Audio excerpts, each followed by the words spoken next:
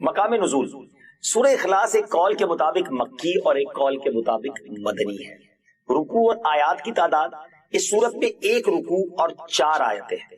سورہ اخلاص کے اسماء یعنی اس کے نام اور اس کی کیا وجہ ہے اتنے سارے نیمز ہونے کی. مفسرین نے اس سورت کے تقریباً 20 نیمز ذکر کیے, 20 نام, ان میں سے 4 میں آپ کو بیان کرتا ہوں. اس سورت میں اللہ تعالیٰ کی خالص توحید کا بیان ہے, اس وجہ سے اسے سورہ اخلاص کہتے ہیں. اس سورت میں یہ بتایا گیا کہ اللہ تعالیٰ ہر نقص و عیب سے بری اور ہر شرک سے پاک ہے.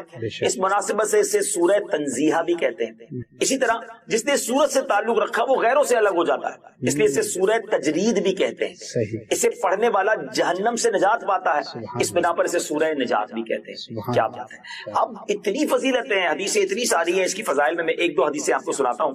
حضرت ابو سعید خدری رضی اللہ تعالی عنہ سے روایت ہے کہ نبی پاک علیہ الصلوۃ والسلام نے ارشاد فرمایا, کیا تم میں سے کوئی اس سے عاجز ہے کہ وہ رات میں قرآن مجید کا 1/3 حصہ پڑھ لے؟ صحابہ کرام علیہ رضوان کو یہ بات مشکل معلوم ہوئی. انہوں نے عرض کی, یا رسول اللہ صلی اللہ تعالی علیہ وسلم, ہم میں سے کون اس کی طاقت رکھتا ہے؟ آپ علیہ الصلوۃ والسلام نے ارشاد فرمایا, سورہ اخلاص 1/3 قرآن کے برابر. واہ, ایک دفعہ پڑھو 1/3 قرآن کا سبق. 1/3 آف قرآن کے برابر. اٹ مینز اگر آپ 3 بار سورہ اخلاص پڑھ لیں, اتنی اللہ کی رحمت ہے کہ پورے قرآن کا ثواب مل جائے گا. سبحان اللہ. ایک اور حدیث پاک, یہ حدیث بھی بخاری شریف کی تھی, بخاری شریف کی ایک اور حدیث پاک, حضرت عائشہ صدیقہ رضی اللہ تعالی عنہا فرماتی ہے, نبی پاک علیہ الصلوۃ والسلام نے ایک شخص کو لشکر میں روانہ کیا. جب لشکر واپس آیا تو لوگوں نے کہا کہ حضور یہ شخص جو ہے یہ سورہ اخلاص نماز پڑھاتے ہوئے پڑھتے تھے, جب بھی نماز پڑھاتے سورہ اخلاص پڑھتے الحمد شریف کے بعد. تو جب نبی پاک علیہ الصلوۃ والسلام نے جب لشکر واپس آ کے یہ بات کی تو پیارے آقا علیہ الصلوۃ والسلام نے فرمایا, اس سے پوچھو یہ کیوں ایسا کرتے تھے. تو انہوں نے جب لوگوں نے ان سے پوچھا تو انہوں نے کہا کہ یہ سورت رحمان کی صفت ہے, اس وجہ سے میں اسے پڑھنا پسند کرتا ہوں. پیارے آقا علیہ الصلوۃ والسلام نے ارشاد فرمایا, اسے بتا دو کہ اللہ تعالیٰ اس سے محبت کرتا ہے. سورہ اخلاص سے محبت کرنے والے سے اللہ تبارک و تعالیٰ محبت فرماتا ہے. پھر کیوں نہ ہم سورہ اخلاص کو بہت زیادہ کثرت سے پڑھیں.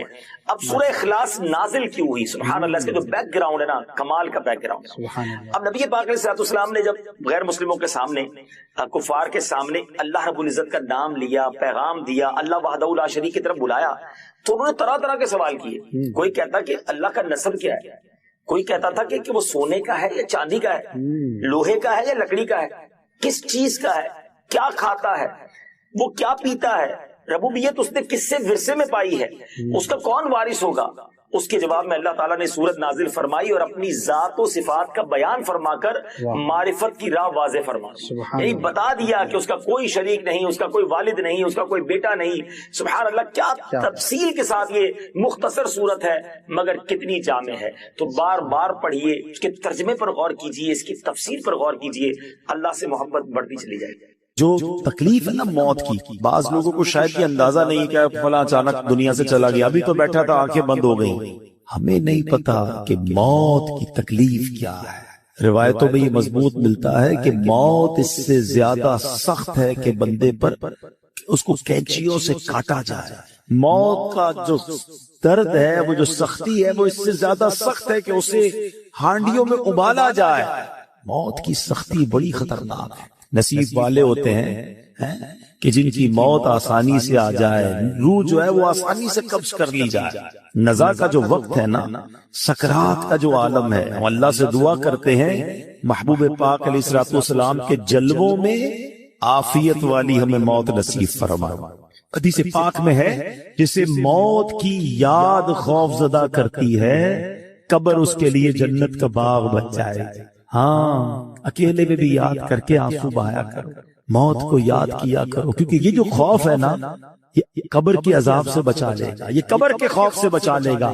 جو ادھر بے خوف ہے, کہیں ایسا نہ ہو قبر میں خوف زدہ ہو جائے, قبر میں عذاب میں گرفتار ہو جائے. بارگاہ رسالت میں عرض کی گئی, یا رسول اللہ صلی اللہ علیہ وسلم, کیا کسی کو شہداء کے ساتھ بھی اٹھایا جائے؟ کیسا سوال, شہید کا کیا مرتبہ؟ آقا نے فرمایا, ہاں, اس کو جو دن رات میں 20 مرتبہ موت کو یاد کرتا. یہ ترغیب ہے. ایسے نہیں دعوت اسلامی والے موت کی بات کرتے, تو حدیثوں میں ہے, جو دن میں 20 بار موت کو یاد کرے, فرمایا اس کو شہیدوں کے ساتھ اٹھایا. حضرت انس بن مالک رضی اللہ عنہ سے روایت ہے, سرکار دو عالم صلی اللہ تعالی علیہ وسلم نے فرمایا موت کو کثرت سے یاد کیا کرو کیونکہ وہ گناہوں کو زائل کرتی ہے اور دنیا سے بے رغبتی پیدا کرتی ہے۔ حضرت سفیان ثوری فرماتے ہیں ہمیں ایک بزرگ نے یہ بات بتائی کہ حضور انور صلی اللہ تعالی علیہ وسلم نے ایک شخص کو وصیت کی کہ تم موت کو کثرت سے یاد کیا کرو وہ تمہیں دوسرے غموں سے آزاد کر دیا، اور غموں سے بچنا ہے نا تو موت کو یاد کیا کر۔ حضرت دقاق رحمت اللہ تعالی فرماتے ہیں جو موت کو کثرت سے یاد کرتا ہے 3 باتوں کے ذریعے اسے عزت دی جاتی ہے، رسپیکٹ پاتا ہے۔ غور سے سنو، فرمایا اسے توبہ کی جلد توفیق ملتی ہے۔ موت یاد ہوگی تو بندہ توبہ کرے گا نہیں کہ یار مر جاؤں گا توبہ کر لوں۔ دوسرا اسے قناعت کی دولت مل جاتی ہے، تھوڑے پیسوں میں بھی خوش رہتا ہے، زیادہ حل من مزید نہیں ہوتا کہ یار مرنا ہے اب اور کیا کروں گا، ورنہ یہ بھی آ جائے وہ بھی آ جائے، اس کا بھی چھین لوں اس کا بھی لوٹ لوں۔ وہ قناعت کی توفیق مل جاتی ہے کیونکہ موت یاد ہوتی ہے۔ تیسری بات فرمائی عبادت میں چستی نصیب ہوتی ہے۔ فرض پڑھ کر بھاگنے کا جی چاہ رہا ہے، یار آج سنتیں نہیں پڑھتا، یار موت آنے والی ہے سنتیں پڑھ لے گا، چلو یار اب تو چلوں، یار مرنا ہے نفل اور پڑھ لوں، مغرب ہے تو اوابین پڑھ لوں۔ تو یہ جو موت یاد ہوگی نا تو عبادت میں چستی نصیب ہوگی۔ تسبیح نکالے گا تو رکھنے کو جی نہیں چاہے گا، ایک اور پڑھ لیتا ہوں یار اب کبھی بھی مر سکتا ہوں، یہ قبر میں کام آئے گا، قبر میں نور بن جائے گا۔ تو توبہ آسان، عبادت آسان اگر بندہ موت یاد رکھے۔ اور فرمایا کہ جو موت کو بلا دیتا ہے اپوزٹ اس کے 3 باتوں میں گرفتار کر دیا جاتا ہے۔ توبہ میں تاخیر کرتا ہے، یار بعد میں کر لوں گا ابھی تو جوانی ہے، ابھی تو شادی بھی نہیں ہوئی ہے، ابھی کیا توبہ کروں، مزے کر لوں پھر اللہ اللہ کروں گا۔ کیا جوان مرتے نہیں؟ شادی سے پہلے مرتے ہوئے نہیں دیکھا اپنے لوگوں کو؟ کبھی بھی جا سکتے ہیں۔ پھر فرمایا بقدر ضرورت رزق پر راضی نہ ہونا، اور پیسے چاہیے اور پیسے چاہیے، کیونکہ موت تو بھول چکا ہے، حرام کماتا ہے، رشوت لیتا ہے، سود لیتا ہے، موت تو یاد ہی نہیں ہے۔ اور تیسرا فرمایا عبادت میں بھی سستی ہو جاتی ہے، بعد میں پڑھ لوں گا، اگلے جمعے سے نماز پڑھوں گا، رمضان سے نماز پڑھوں گا، اس سے پہلے ہی مر گئے تو سوچئے موت کو یاد کرنا بہت سارے فائدے لاتا ہے۔ حضرت کعب الاحبار رحمت اللہ تعالی فرماتے ہیں جو موت کو پہچان لیتا ہے اس پر دنیا کے غم و مصائب آسان ہو جاتے ہیں۔ اے میرے پیارے اسلامی بھائیوں، امام حسن بصری رحمت اللہ تعالی فرماتے ہیں نبی پاک نے صحابہ کرام سے پوچھا کیا تم سب جنت میں داخل ہونا چاہتے ہو؟ یہی سوال میں آپ سے کر لوں، سارے کہیں گے نا کہ ہم جنت میں جانا چاہتے ہیں۔ صحابہ نے کہا حضور جی ہاں یا رسول اللہ صلی اللہ تعالی علیہ وسلم۔ تو اللہ کے حبیب نے فرمایا اپنی امیدوں کو مختصر کرو، موت کو آنکھوں کے سامنے رکھو، اور اللہ پاک سے حیا کا حق ادا کر۔ اللہ کرے کہ یہ باتیں ہمیں یاد رہیں، ہم اپنی موت کی تیاری کی کوشش کرتے رہیں اور تیار رہیں۔ میں ایک مشورہ دیتا ہوں، ہم میں سے کسی کے پاس گارنٹی ہے کہ وہ 1 سال زندہ رہے، 1 مہینہ، اچھا 1 دن، آج صبح تک کوئی زندہ رہے گا اس کی ہاتھ اٹھا دے۔ آگاہ اپنی موت سے کوئی بشر نہیں، سامان 100 برس کا ہے، پل کی خبر نہیں۔ اس کا مطلب ہمیں پتہ ہی نہیں کب مر جائے، آج بھی مر سکتے ہیں نا، تیاری کب کرو گے؟ تیار رہنا پڑے گا، یعنی میں روزانہ ایسے جیوں کہ آج مر جاؤں پھر بھی اللہ راضی ہوگا، قبر جنت کا باغ بنے، ایسی لائف گزارنی ہے۔ تو ایسی لائف گزارنے کے لیے ہمیں اپنے شیڈول کو، اپنے لائف سٹائل کو بدلنا پڑے گا۔ ویسے بھی کراچی کے حالات ہمارے سامنے آئے دن پہ حادثہ ہوتا ہے، خبر آتی ہے، ویڈیو آتی ہے کہ نوجوان دنیا سے چلا گیا۔ اللہ ہماری حفاظت فرمائے، ہماری جان، مال، عزت، آبرو، آل اور اولاد سب کی حفاظت فرمائے۔ لیکن ڈاکوؤں سے بچ گئے، چوروں سے بچ گئے، مرنا پھر بھی ہے، ہاں موت سے نہیں بچ سکتے۔ تیاری کر لو نا، تو آؤ مل کر آخرت کی تیاری کرتے ہیں۔ یقین کریں دعوت اسلامی سے بہت ساری وجوہات کی وجہ سے پیار ہے، مگر ایک پیار کی وجہ یہ بھی ہے کہ یار یہ کمال کا ماحول ہے، ہمیں پکڑ پکڑ کر آخرت کی یاد دلاتا ہے۔ ہم غافل ہو جاتے ہیں، کبھی رائٹ ہو جاتے ہیں، کبھی لیفٹ ہو جاتے ہیں، یہ پھر ہمیں ٹریک پہ لاتا ہے کہ کدھر جا رہے ہو۔ جنت کا راستہ تو یہ ہے، اللہ کی رضا کا راستہ یہ ہے، ایمان سلامت لے کر قبر میں جانے والا راستہ یہ۔ پکڑ لو اس ماحول کو، چھوڑا نہ کرو۔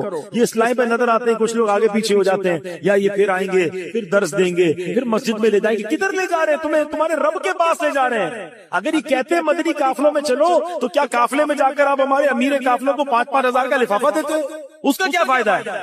وہ اس لیے بلاتا ہے کہ 3 دن آؤ، اللہ کے گھر میں رہ کے رب کو راضی کر لو، قبر کی تیاری کر لو، قبر روشن کر لو، ان کا شکریہ ادا کیا کرو، ان سے بھاگا نہ کرو، یہ تم سے محبت کرتے ہیں، یہ تمہیں بلاتے اس لیے ہیں کہ آؤ ہم مل کر اپنی آخرت روشن کر لیں۔ دنیا تو گزر ہی جانی ہے، 50 60 70 سال ختم ہونے والی، یار ہم میں سے کئیوں کے بال سفید ہو گئے، کتنا جیئیں گے یار، اب تو مرنے والے ہیں، پتہ نہیں کب دنیا سے چلے جائیں گے، تو ادھر کی تیاری کر لو، ادھر مار نہ پڑے، ادھر کچھ بھی نہیں کر سکیں گے اگر سانپ اور بچھو قبر میں آ گئے۔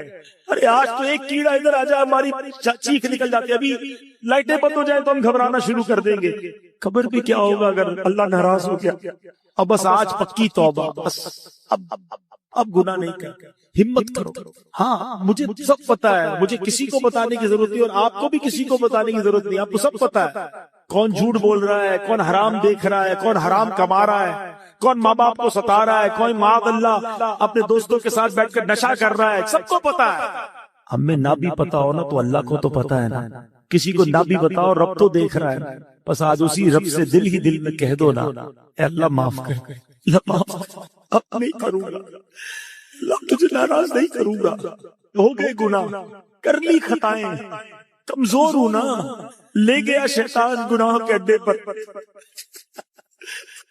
اب معافی دے دے، تجھ سے معافی مانگتے مولا، ہمیں معاف کر دے، ہمیں استقامت بھی تو دے دے، ہمیں اپنے پسندیدہ بندوں میں شامل کر لے، ہمیں شیطان کے مقابلے میں طاقت دے دے، ہم ہمت تو کر رہے ہیں، اے اللہ طاقت تو نے دینی ہے، مدد تو نے کرنی ہے، بس آج یہ اپنے دل میں نیت کر لو، اپنے رب سے خود ہی وعدے کر لو، وہ بڑا کریم ہے، وہ بڑا رحیم ہے، وہ نگاہ بھی فرمائے گا، وہ مدد بھی فرمائے گا، اور وہ ہمیں اچھا بھی کر دے گا۔ رب کریم سے دعا کرتا ہوں کہ اللہ نیکوں کے صدقے ہمیں نیک بنا دے، اچھوں کے صدقے ہمیں اچھا بنا دے، ہماری گناہوں والی عادتیں رب اپنے کرم سے دور کر دے۔ ہم سب چاہتے ہیں نا کہ حضرت اسرائیل ملک الموت آسانی سے روح قبض کرے، ویسے سچی بات بتائے کیا ہے کہ جب ان کی یاد میں زندگی گزرتی ہے نا، عشق رسول میں زندگی گزرتی ہے، آقا کی سنتوں پر عمل کر کے نبی پاک کی رضا والی زندگی گزرتی ہے نا، تو کیا خوبصورت شاعر بات لکھتے ہیں کہ جب تیری یاد میں دنیا سے گیا ہے کوئی، اللہ کرے کہ آقا کی یاد میں بس نبی پاک کے تصور میں جائیں، مدینہ پاک میں آقا کے جلووں میں دنیا سے جائیں، پھر کیا ہوگا؟ جب تیری یاد میں دنیا سے گیا ہے کوئی، جان لینے کو دلہن بن کے قضا آئے، ہاں پھر اس کی جان بڑی آسانی سے نکلتی ہے، وہ تو نبی پاک کے جلووں میں گم ہوتا ہے نا۔ تو اللہ کرے کہ موت کے وقت آقا کا جلوہ نصیب ہو جائے، لیکن کام کیا کرنا ہے اس کے لیے؟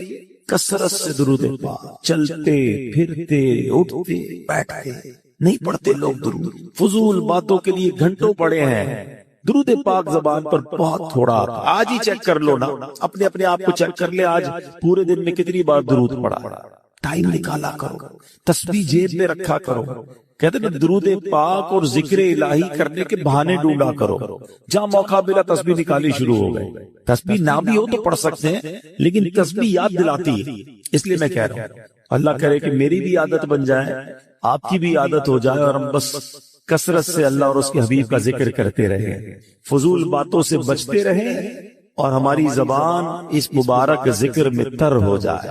بڑی پیاری التجا امیر اہل سنت کی ہے، مل کے آقا علیہ الصلوۃ والسلام کی بارگاہ میں عرض کرتے ہیں، ذکر و درود ہر گھڑی ورد زبان رہے، ورد زبان رہے، میری فضول گوئی کی عادت نکال دو، میری فضول گوئی کی عادت نکال دو۔ آئیے مل کر محبت کے ساتھ بآواز بلند درود پاک پڑھ لیں، صلو علی۔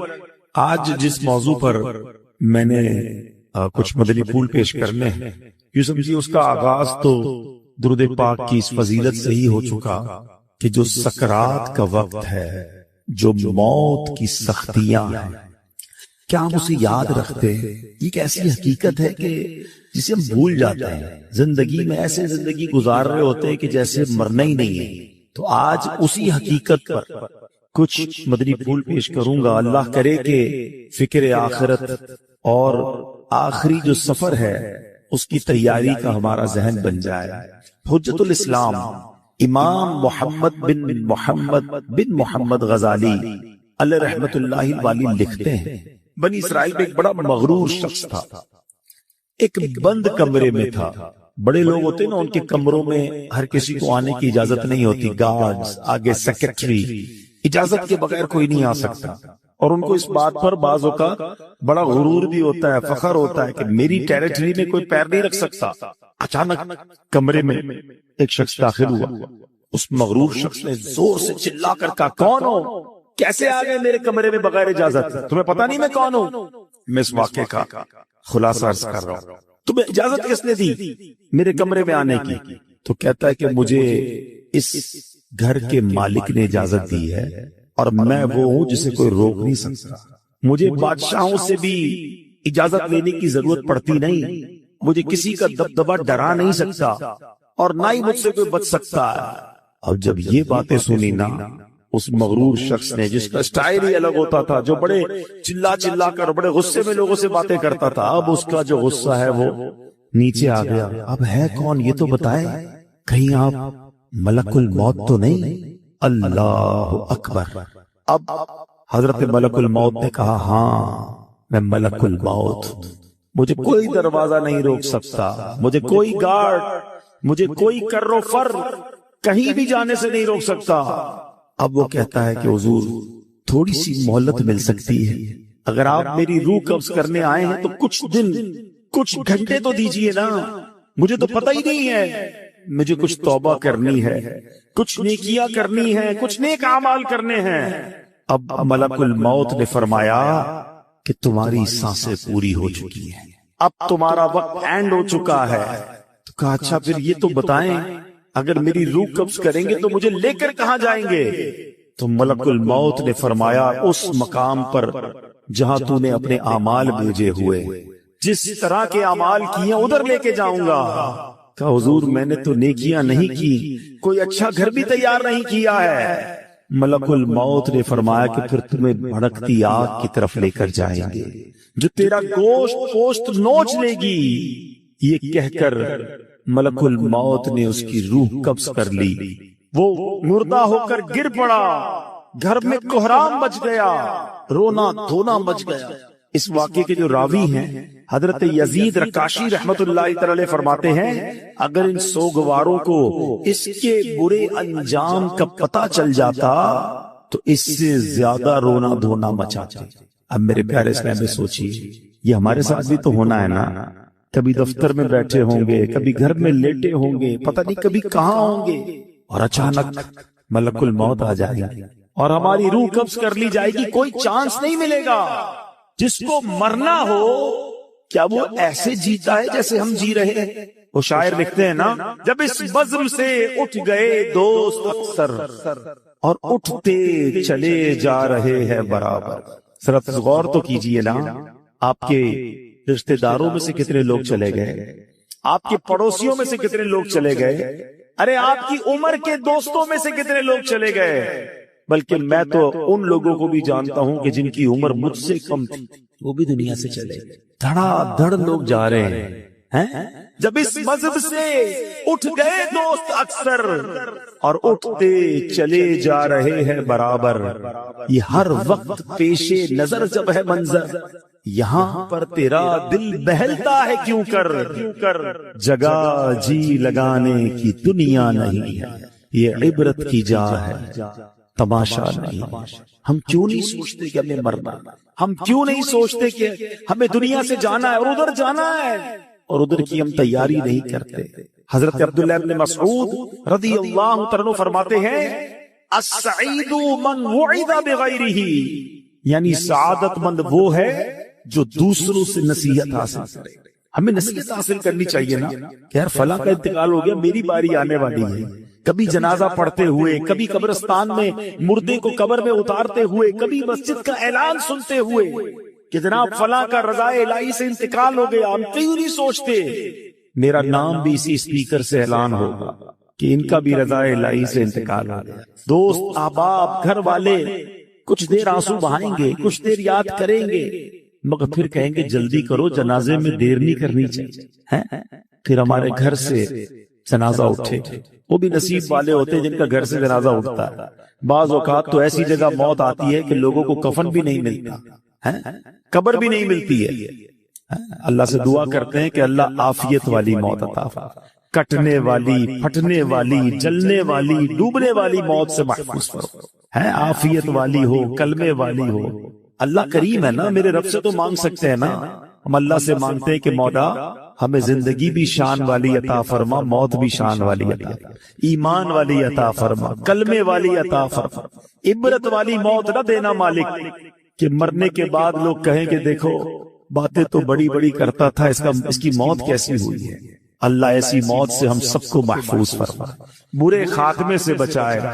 خدایا برے خیالات سے بچانا، خدا یا برے خاتمے سے بچانا، پڑھوں کلمہ جب نکلے دم یا الہی، پڑھوں کلمہ جب نکلے دم یا الہی۔ آج کل تو لوگ قبرستان میں جا کے ہنسی مذاق کر رہے ہوتے ہیں، قبرستان میں جا کر موبائل فون پہ کاروبار چل رہا ہوتا ہے، ادھر میت دفنائی جا رہی ہے، ادھر آپس میں دوست کل کی پلاننگ کر رہے ہوتے ہیں۔ قبرستان عبرت کی جگہ ہے، قبرستان میں ہنسنے والوں کا کیا حال ہوتا ہے، آؤ میں آپ کو ایک واقعہ سناتا ہوں۔ خواجہ خواجگان خواجہ غریب نواز، خواجہ معین الدین چشتی اجمیری، خواجہ غریب نواز نے ایک واقعہ سنایا کہ ایک مرتبہ میں اور شیخ اوحد کرمانی رحمت اللہ تعالی علیہ سفر پر تھے، ہماری ملاقات ایک بوڑھے میاں سے ہوئی، وہ بزرگ تھے اور یاد الہی میں انتہائی مشغول تھے۔ کہتے میں نے ایسا بندہ یاد الہی میں مشغول پہلے نہیں دیکھا تھا۔ میں نے ان سے سلام کیا، ہاتھ ملایا تو معلوم ہوا کہ ان کے ہاتھ پر تو گوشت ہی نہیں ہے، اتنا کمزور، اتنے دبلے پتلے تھے۔ تو خواجہ صاحب کہتے ہیں کہ میرے دل میں خیال آیا کہ یہ اتنے کمزور کیوں ہیں؟ اس سے پہلے کہ میں سوال کرتا وہ روشن ضمیر تھے، میرا سوال جان لیا۔ کہتے ہیں کہ میں ایک دن اپنے دوست کے ساتھ قبرستان گیا، تھوڑی دیر ہم قبر کے پاس بیٹھ گئے، آپس میں باتیں ہونے لگی جیسے دوستوں میں باتیں ہوتی ہیں۔ کہتے اتفاقاً ایسی بات ہوئی کہ مجھ سے کہا لگ گیا، زور سے ہنس پڑا۔ اسی وقت قبر سے آواز آئی، اے غافل، جس کو ایسا مقام درپیش ہو اسے ہنسی سے کیا کام۔ کہتے جو ہی میں نے وہ آواز سنی میں اٹھ کھڑا ہوا، جو دوست میرے ساتھ تھا میں نے اسے الوداع کہا، مسجد میں آ گیا، بیٹھ گیا، مجھ پر ہیبت طاری ہو گئی، قبر سے آواز آئی تھی نا۔ کہتے میں قبرستان میں ہنسا، مجھ پر ایسی غفلت آ گئی کہ میں قبر کے پاس جا کر ہنسنے لگا۔ کہتے مجھے اتنی شرمندگی محسوس ہوئی، وہ دن ہے اور آج کا دن ہے، 40 سال ہو گئے میں نے شرم کے مارے آسمان کی طرف منہ نہیں کیا ہے، اور میں اس بات سے ڈر رہا ہوں کہ قیامت کے روز اللہ کی بارگاہ میں کیسے منہ دکھاؤں گا، کیا منہ لے کر جاؤں گا۔ ایک صحابی رسول آئے، عرض کرتے ہیں حضور مجھے آخرت اور موت سے محبت نہیں، گھبراہٹ ہوتی ہے، اس کا ذکر کرنے میں مجھے مزہ نہیں آتا، دل نہیں لگتا آخرت کی بات کرنے میں۔ شاید ہم سارے ایسے ہی ہیں، جب بھی موت اور قبر کی بات کرو گھبراہٹ شروع ہو جاتی ہے۔ کیا شاندار جواب دیا نبی پاک نے۔ حدیث پاک کا خلاصہ پیش کر رہا ہوں، فرمایا بندے کا دل ادھر لگتا ہے جدھر اس کا مال ہو، تم اپنا مال آگے بھیج دو تمہارا دل بھی آخرت میں لگنا شروع ہو جائے گا۔ میں اس کو ایگزامپل کے ذریعے سمجھاتا ہوں، ہم کراچی میں رہتے ہیں، ٹھیک ہے، ایک بندے نے اپنے پیسے بھجوا دیے لاہور، وہاں دکان لے لی، فیکٹری لگا لی، گھر لگا لیا، اب زیادہ دل کہاں لگے گا؟ لاہور۔ جب تک وہ لاہور جائے گا، کیوں؟ پیسے ادھر ہیں، انویسٹمنٹ ادھر ہے، لوگوں نے پیسے دبئی میں لگائے ہوئے ہیں، دبئی جاتے رہتے ہیں کیونکہ مال ادھر ہے، دل بھی ادھر ہے، واپس بھی نہیں آتے۔ کیا شاندار جواب دیا، عقل مندوں کے لیے کمال جواب ہے یہ۔ اگر آخرت میں دل لگانا ہے نا تو بندہ کہ میرے پیسے ادھر ہیں بھائی، میں نے اپنا مال اللہ کی راہ میں صدقہ کیا ہوا، محل تیار ہے، مسجد بنا دی ہے اللہ کے کرم سے، کیونکہ حدیث پاک کا خلاصہ ہے جو اللہ کے لیے مسجد بناتا ہے اللہ اس کے لیے جنت میں گھر بناتا ہے۔ خوش نصیب ہیں وہ لوگ جو مسجد بناتے ہیں یا مسجد میں حصہ ملاتے ہیں، کچھ نہ کچھ ایسے آگے بھجوایا کرو، یہ اگلا اکاؤنٹ ہے ہمارا، جاتے کہیں نہیں ہے، ادھر سے نکل کر اس اکاؤنٹ میں جا رہے ہیں جدھر زیادہ گزارنی ہے زندگی۔ تو آقا نے کیا خوب بات فرمائی کہ اگر آخرت میں دل لگانا ہے نا تو اپنا مال ادھر بھیج دے، کیونکہ بندے کا دل مال کے ساتھ ہوتا ہے، جب مال ادھر ہوگا تیرا دل بھی ادھر ہی لگ جائے گا۔ تو یہ موت کی تیاری کا ایک طریقہ ہے، اچھے اعمال کرے اور آگے اپنے اعمال بھیجے، نیکیاں بھیجے، تو انشاءاللہ اس کی تیاری اچھی ہو جائے گی۔ اللہ کریم قرآن مجید فرقان حمید میں فرماتا ہے وَاتَّقُوا يَوْمًا تُرْجَعُونَ فِيهِ إِلَى اللَّهِ، اور ڈرو اس دن سے جس میں اللہ کی طرف پھرو گے۔ ایک قول کے مطابق اس آیت کریمہ کا معنی یہ ہے اے ایمان والو ڈرو اس دن سے جب تم اس دنیا کو چھوڑ کر سفر آخرت پر روانہ ہو جاؤ گے۔ اے میرے پیارے اسلامی بھائیوں، اللہ کریم قرآن مجید میں فرماتا ہے وَلَا تَنْسَ نَصِيبَكَ مِنَ الدُّنْيَا، اور دنیا میں اپنا حصہ نہ بھول۔ اب کون سا حصہ ہے ہمارا دنیا میں؟ سنے اس آیت کی تفسیر میں علماء نے فرمایا اس سے مراد کفن ہے، یعنی دنیا میں ہمارا حصہ کتنا ہے؟ کفن لے کر جانا ہے اور کچھ لے کر نہیں جانا۔ اور اتنی تیاری ہے دنیا سجانے کی، چھوٹا گھر بڑا ہو جائے، بڑا گھر اور بڑا ہو جائے، چھوٹا کاروبار بڑا ہو جائے۔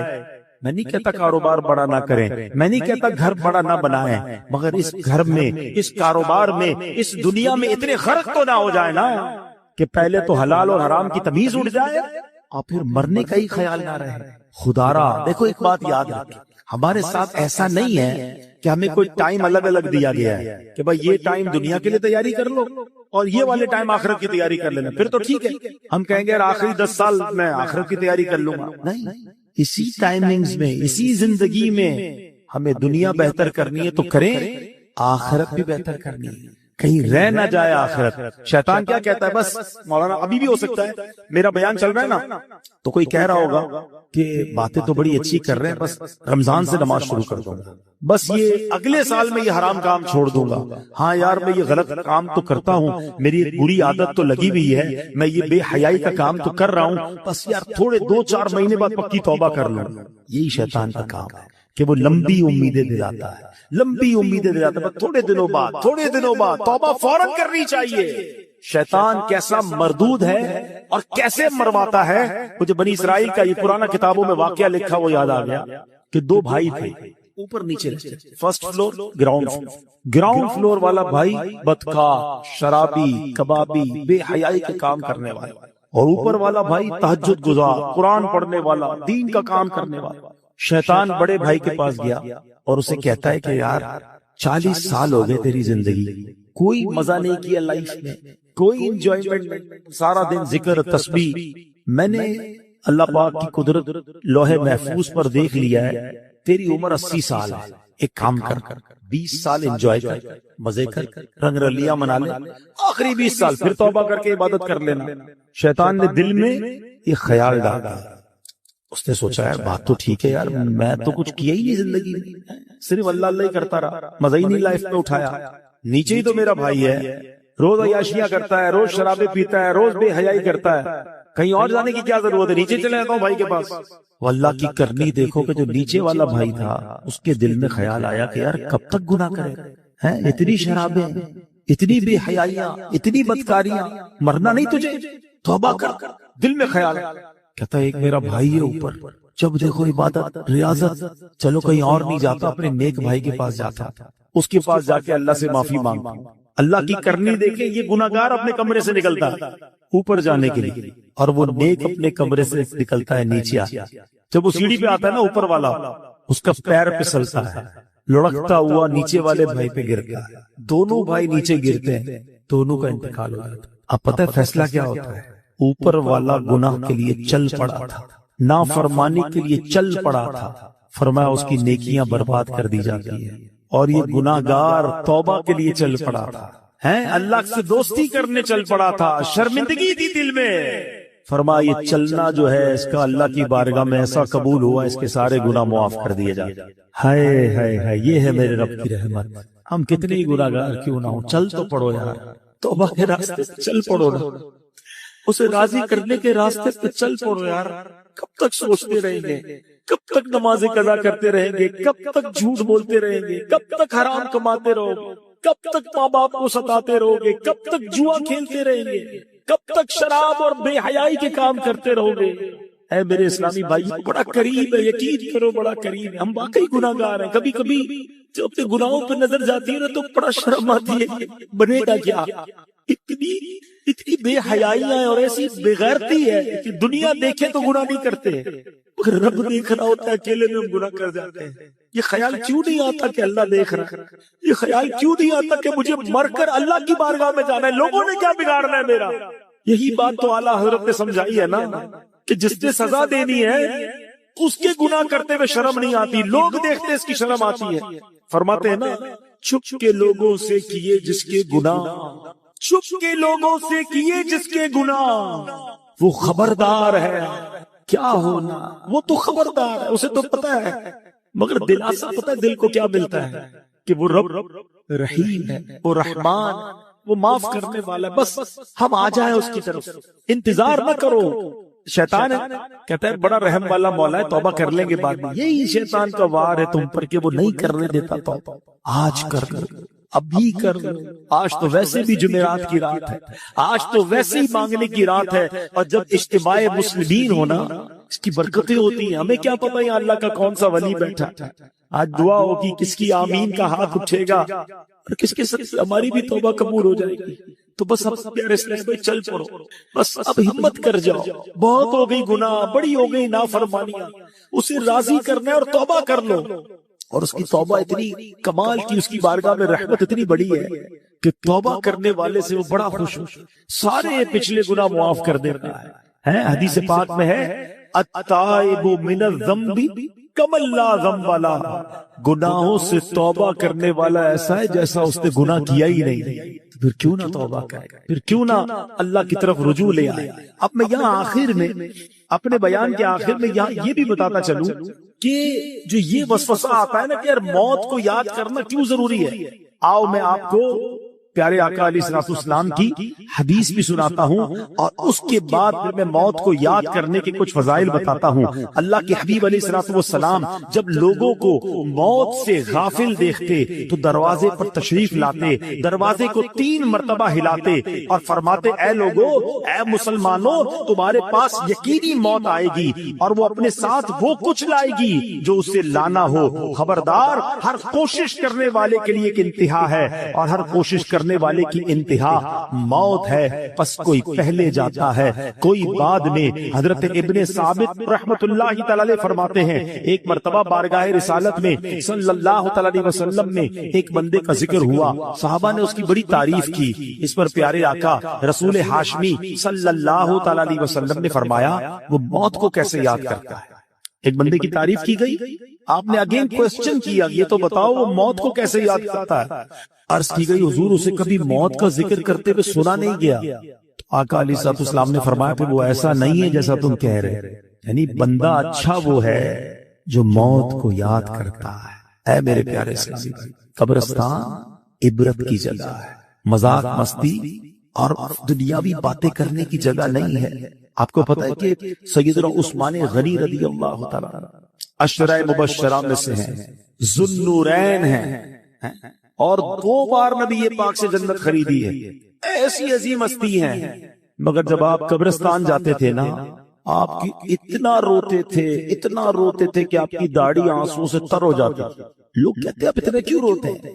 آپ کے سامنے کبھی حشر کی بات بھی ہوتی ہے، جہنم کا ذکر بھی ہوتا ہے، اب اتنا نہیں روتے. قبر کی بات ہوتی ہے یا آپ قبرستان جاتے رونا شروع کر دیتے ہیں. کتنی کمال کی بات کیا آپ نے فرمایا قبر ہی پہلی منزل ہے. جو پہلی منزل میں کامیاب ہو گیا نا وہ آگے بھی کامیاب ہو گیا. جو ادھر ہی پکڑا گیا پھر آگے اور مشکل ہے نا. فرسٹ انٹری ٹیسٹ سے سمجھ لو، قبر میں جاتے ہی امتحان ہوگا نا، قبر میں جاتے ہی سوالات ہوں گے. اگر سوال کے جواب دے دیے، اچھا مزے کی بات دیکھیں، یہ اسٹوڈنٹ بھی بیٹھے ہوں گے، امتحانات بھی ہوتے رہتے ہیں. اسٹوڈنٹ کوشش کرتے کسی طرح پیپر آؤٹ ہو جائے، پتہ چل جائے امتحان میں کون سا پیپر آئے. اچھا جب پیپر آؤٹ نہیں ہوتا تو کیا کرتے ہیں، پچھلے 5 سالہ پیپر لے کے بیٹھے ہوتے ہیں. یار ان میں سے کوئی سوال آئے گا، ان کی تیاری کر لو. کمال دیکھو کہ یہ کیسا پیپر ہے کہ جس کے سوال پہلے سے ہی آؤٹ ہیں، سوال بھی آؤٹ ہے، جواب بھی بتا دیے گئے کہ 3 سوال ہونے ہیں۔ قبر میں جانے کے بعد ہر بندے سے سوال ہوگا، من رب کا، تیرا رب کون ہے، ما دینوں کا، تیرا دین کیا ہے، اور پھر ایک پیارا سا چہرہ دکھایا جائے گا اور پوچھا جائے گا ما کنت تقول فی ھذا الرجل، کہ اس مبارک چہرے والی ہستی کے بارے میں دنیا میں کیا کہا کرتا تھا۔ اور تینوں سوالوں کا جواب ہمیں پتا ہے، من رب کا، ربی اللہ، اللہ ہمارا رب ہے نا، ما دینوں کا، دین ہی الاسلام، دین میرا اسلام ہے، اور ہمیں پتا ہے کس کا چہرہ دکھایا جائے گا، کیا کہیں گے، ہوا رسول اللہ صلی اللہ تعالی علیہ وسلم، یہ تو میرے آقا جناب رسول اللہ صلی اللہ تعالی علیہ وسلم ہے۔ مگر یہ اتنا سمپل نہیں ہے، ہاں سوال بھی پتا ہے، جواب بھی پتا ہے۔ اب میں آپ کو آؤ ایک کمپیریزن سمجھاتا ہوں میرے بچوں، جو خاص طور پہ اسٹوڈنٹس ہیں، بلکہ جتنے بھی لوگ ہیں، سب نے دنیا کے امتحان کبھی نہ کبھی دیے ہوں گے۔ What is the difference between worldly examination and examination of the grave؟ دنیا کے امتحان اور قبر کے امتحان کا میں فرق آپ کو سمجھاتا ہوں۔ دنیا کا امتحان جب بھی ہوگا ڈیٹ پہلے سے پتا ہو، ایسا ہی ہے، 2 مہینے باقی ہیں، 3 مہینے باقی ہیں، فلاں تاریخ کو میتھس کا پیپر ہوگا، پھر اردو کا ہوگا، پھر سائنس کا ہوگا، جو بھی پیپر ہے، پیپر کے ٹاپکس بھی پتا ہے، ڈیٹس بھی پتا ہے، ٹھیک ہے۔ جیسے جیسے امتحان قریب آئے گا ہم تیاری بڑھاتے جاتے ہیں، کل صبح پیپر ہے، رات نیند نہیں آتی، ایسا ہی ہے۔ سیکنڈ، دنیا کا پیپر جب بھی دے دے، آپ پیپر دیتے، رزلٹ کچھ دنوں بعد یا کچھ مہینوں بعد آتا ہے، ٹھیک ہے۔ تیسری بات، پیپر میں فیل ہو گئے، ایک چانس ملتا ہے، کیا کہتے ہیں اس کو، سپلیمنٹری پیپر یا ضمنی امتحان، کہ چلو یار فیل ہو گئے دوبارہ دے دیں، اچھا اس میں بھی فیل ہو گئے، پھر کیا ہوگا، میکسیمم کیا ہو جائے گا، 1 سال اور پڑھنا پڑے گا نا۔ 8ویں کا امتحان دیا، پاس نہیں ہوئے، چلو بھائی 8ویں دوبارہ پڑھ، 9ویں دوبارہ پڑھ لو۔ یہ 4 باتیں یاد رکھیے گا، ڈیٹ پہلے سے پتا ہے، ٹھیک ہے، تاکہ تیاری کر لیں۔ سیکنڈ، امتحان کے بعد رزلٹ کافی دنوں بعد آتا ہے، اور ایک آدھا پیپر، ایک آدھا سوال رہ گیا تو سپلیمنٹری کا موقع ہے۔ چوتھا، اگر فیل ہی ہو گئے تو پھر کیا ہوگا، آپ کو 1 سال پڑھنا پڑے گا۔ ایک 5واں بھی مسئلہ ہے جو آج کل زیادہ ہے، کہ دنیا کے امتحان میں تھوڑے پیسے دے کر، تھوڑی رشوت دے کر، معاذ اللہ، یہ چیٹنگ کر کے بھی لوگ پاس ہو جاتے ہیں۔ ایسا ہی یہ 5 باتیں یاد رکھنا۔ اب مجھے سچ بتاؤ، اس امتحان کی ٹینشن کتنی ہوتی ہے؟ جس کو دیکھو، ہر بچہ امتحان کے دنوں میں، ہم بھی جاتے ہیں نا بیان کرنے، مسجد کے امام صاحب کے پاس بھی پرچی آ رہی ہوتی، بچوں کے امتحان ہو رہے، دعا کر دے، ہر بچہ مل رہا ہوتا ہے، نوجوان مل رہا ہوتا ہے، حضرت پیپر دیے، دعا کر دے، ٹینشن ایسا ہی ہے نا۔ اب بتاؤ تمہیں اس امتحان کی اتنی ٹینشن ہے، اچھا جتنے لوگ بیٹھے سارے پیپر دیتے بھی نہیں، کوئی کہے بھائی مجھے ٹینشن ہی نہیں دینی، میں نے پڑھنا ہی نہیں، میں نے کوئی امتحان ہی نہیں دینا، تو آپ لہٰذا بچ جاؤ گے۔ میں جس امتحان کی بات کر رہا ہوں اس سے بچ کوئی نہیں سکے گا۔ اسکول گیا یا نہیں گیا، کالج گیا یا نہیں گیا، مدرسے گیا یا نہیں گیا، اسے یہ امتحان دینا ہی پڑے، کمپلسری ہے۔ دوسری بات، ڈیٹ تو پتہ ہی نہیں ہے، ہو سکتا ہے 10 سال بعد ہونا ہو، اور ہو سکتا ہے آج رات ہی ہونا ہو۔ یہ بھی تو ہو سکتا ہے نا کہ میں اور آپ میں سے کوئی ایسا بھی یہاں بیٹھا ہو جس نے گھر نہیں جانا اٹھ کر، ہو سکتا ہے یہی موت آ جائے اور آج رات اس کی قبر میں گزرے اور آج رات ہی امتحان دینا پڑے۔ مجھے سچ بتاؤ، جس امتحان کی ڈیٹ تمہیں 4 مہینے پہلے ملتی ہے، تم ٹیوشن لیتے ہو، تم گجرات گیسٹ پیپر لیتے ہو، اس کی تیاری میں لگ جاتے ہو۔ میں جس امتحان کی بات کر رہا ہوں اس کو تو پتہ ہی نہیں کب ہو جائے، تو عقل مند کون ہے تیاری کر کے رکھے ہیں، ہمیشہ پریپیئر رہے کہ جب امتحانوں میں جواب دے دوں گا۔ اب آؤ دوسری بات، دنیا کے امتحان میں پیپر دینے کے کئی دنوں بعد رزلٹ آتا ہے، قبر کے امتحان میں فوری رزلٹ آئے، ادھر صحیح جواب دیے، ادھر جنت کی کھڑکی کھول دی جائے گی۔ پتہ فرشتے کیا کہیں گے مرنے والے کو جو صحیح جواب دے گا نا، نم کنومۃ العروس، سو جا کہ جیسے دلہن سوتی۔ اسے قبر ایسے دبائے گی، قبر ہر کسی کو دبائے گی، یاد رکھیے، کسی کو تو ایسے دبائے گی جس سے رب ناراض ہوا، پسلیاں ایک دوسرے میں پیوست ہو جائیں گی، ٹوٹ جائیں گی پسلی، مگر کسی کو ایسے دبائے گی جیسے ماں دباتی ہے اپنے بچے پیار سے۔ اور جس نے غلط جواب دیا، جو جواب نہ دے سکا، انتظار نہیں ہوگا، اسی وقت قبر میں جہنم کی کھڑکی کھلے گی، آگ برسا دی جائے گی اور قبر اسے تہس نہس کر دے گی۔ تیسری بات، کوئی سپلیمنٹری نہیں ہے، ارے فرشتوں سنو سنو، غلطی ہو گئی، ایک جواب غلط ہو گیا، رکو رکو دوبارہ جواب دینا ہے، نہیں، only one chance، ٹھیک ہے۔ اچھا ادھر کانسیکوینسز کیا تھے، ادھر نقصان کیا تھا کہ ایک بار فیل بھی ہو گیا تو کیا مسئلہ، 1 سال پڑھنا ہے نا، ادھر فیل ہو گئے تو اب قیامت تک مار پڑنی ہے، اب تو رب ناراض ہو گیا نا، اب تو سانپ ہیں، بچھو ہیں، کیوں نہ روئے عثمان غنی رضی اللہ تعالیٰ عنہ، خدا کی قسم اس سے مشکل امتحان کوئی اور نہیں ہے، مگر عقل تو دیکھو ہماری کہ دنیا کے امتحان، دنیا کے انٹرویو، دنیا کی آڈٹ رپورٹ، دنیا کا ٹیکس رپورٹ، ارے کوئی ہم سے رپورٹ مانگے گھبراہٹ شروع ہو جاتی ہے، ایک رپورٹ قبر میں جا کر دینی ہے، ایک ٹیسٹ دینا ہے، کیسے جواب دو گے؟ اب آتا ہوں ایک اور بات کی طرف، آپ کہیں اپنے جواب یاد کرا دیے، اب تو ہم دے دیں گے، نہیں، یہ ایسا نہیں ہے کہ جس کو جواب یاد ہے وہ جواب دے دے گا، پھر تو سب کو یاد ہے نا، اس دن جس سے رب راضی ہوگا، جو ایمان سلامت لے کر قبر میں جائے گا، وہ تو انشاءاللہ جواب دے دے گا، اور عاشق رسول تو سبحان اللہ، عاشق رسول تو موت کا انتظار کرتا ہے، اس کو پتا ہے کہ آقا کا قبر میں دیدار ہوگا، اعلیٰ حضرت فرماتے نا جان دے دو وعدہ دیدار پر، ارے جان دو گے تو دیدار ہوگا نا، جان دے دو وعدہ دیدار پر، لخت اپنا دام ہو ہی جائے۔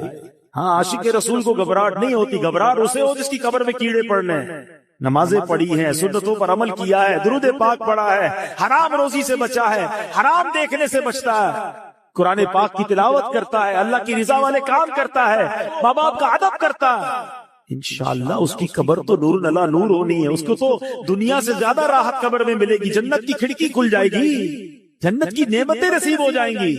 عاشق رسول کی تو کہتے ہیں نا، اس کی ترجمانی شاعر کرتے ہیں کہ وہ تو جب آقا قبر میں آئیں گے نا، تو جب پوچھیں گے فرشتے کہ یہ کون ہے تو کیا کہیں گے، میرا دین و ایمان فرشتے جو پوچھے تمہاری ہی جانب اشارہ کروں میں تمہاری ہی جانب اشارہ کروں۔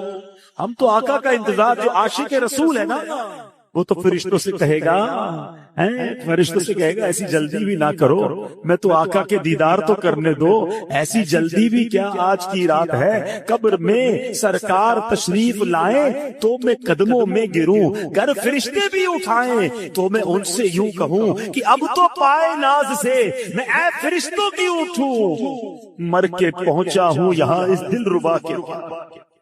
عاشق رسول کے بارے نعرے ہوں گے، مگر صرف نعرے لگانے والا نہیں ہے، صرف نیازی نہیں نمازی بھی ہو، صرف نعرے لگانے والا نہیں سنتوں پر عمل کرنے والا بھی ہو، حرام چیزوں سے بچنے والا ہو، اور جس سے رب ناراض ہو گیا نا، ہاں یقین کریں ہمیں اندازہ ہی نہیں کہ ایمان سلامت لے کر جانا یہ کتنی بڑی چیز ہے۔ بڑے بڑے بزرگان دین رویا کرتے تھے، تڑپا کرتے تھے، گھبراتے تھے۔ شیخ احمد سیوستانی رحمت اللہ تعالی علیہ موت اور قبر و آخرت سے متعلق بہت فکر مند رہتے تھے، جب بھی ان کے سامنے موت کا ذکر ہوتا، قبر کی بات ہوتی، گھبرا جاتے، ہیبت طاری ہو جاتی، بدن کانپنے لگتا، اتنا روتے کہ ان کو دیکھ کر لوگ رونے لگ جاتے، اور پھر فرماتے اے عزیزوں جسے موت آنی ہے، جس کے پیچھے ملک الموت ہے، جس نے قیامت جیسا ہولناک دن دیکھنا ہے، اسے نیند اور ہنسی سے کیا واسطہ، ایسا آدمی فضولیات میں کیسے مشغول ہو سکتا ہے؟ پھر فرماتے اے عزیزوں قبروں میں لیٹے ہوئے مردے چونٹیوں اور سانپوں کی گرفت میں ہیں، مٹی کے قید خانے میں بند ہیں، اگر تمہیں ان کا حال معلوم ہو جائے تو کھڑے کھڑے نمک کی طرح پگھل جاؤ۔ اے عزیزوں جا کر موت کی تیاری میں لگ جاؤ، وہ دن ہم سب کو پیش آنے والا ہے، شاید ہم اپنا ایمان سلامت لے کر جانے میں کامیاب ہو جائے۔ اب حضور خواجہ غریب نواز نے یہ واقعہ سنایا اور خود خواجہ غریب نواز رونے لگے، فرمایا اس ذات کی قسم جس کے قبضے میں میری جان ہے، اس دن سے لے کر آج تک مجھ پر موت اور قبر کی ہیبت طاری ہے اور میں اندر ہی اندر گھلتا جا رہا. یہ کون کہہ رہا ہے؟ خواجہ خواجہ، وہ ہستی جن کے ہاتھوں پر 90 لاکھ غیر مسلم مسلمان ہوئے ہیں. وہ کہتے میں اندر گھل رہا ہوں موت کی فکر سے، قبر کی فکر سے. ہم نے دین کا کوئی کام کیا نہیں، ہم نے گناہوں کے انبار لگائے ہوئے ہیں، مگر ہماری ہنسی ختم نہیں ہوتی ہے، ہماری غفلتیں ختم نہیں ہوتی. دوستوں کے ساتھ بیٹھے تو غیبتوں کے انبار، اکیلے میں گھر میں بیٹھے تو حرام دیکھتے ہیں، کاروبار پر جائیں تو حرام کماتے ہیں. جھوٹ، غیبت، نہ جانے کون سا گناہ ہے جو ہم سے نہیں ہو رہا، اور کوئی فکر ہی نہیں کہ ایمان سلامت ہوگا کہ نہیں، قبر میں ہوگا کیا میرا. ہے میرے پیارے اسلامی بھائیو، اس وقت مہنگائی کا دور ہے، اچانک مہنگائی بڑھ گئی ہے، لوگ پریشان ہیں، گھر کیسے چلاؤں، خرچہ کیسے پورا کروں، کتنی ٹینشن میں. جدھر بیٹھو ایک ہی ٹینشن ہے. میں نہیں کہتا ٹینشن نہیں ہے، واقعی ٹینشن ہے سب کو. اللہ ہمارے وطن پر خیر فرمائے.